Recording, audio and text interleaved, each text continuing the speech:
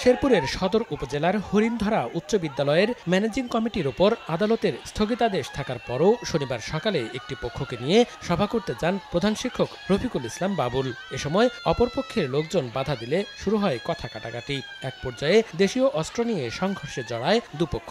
এ সময় হারেজ আলী নামে একজনকে কুপিয়ে জখম করা হয়। সদর হাসপাতালে নেওয়া হলে তাকে মৃত ঘোষণা করেন চিকিৎসক।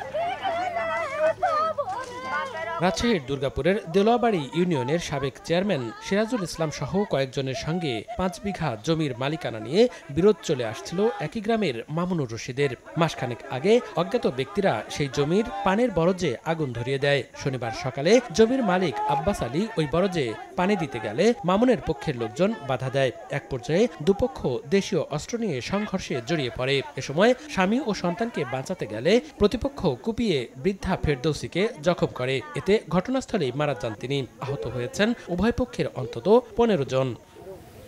মনিরুজ্জামান প্রান্ত, সময় সংবাদ।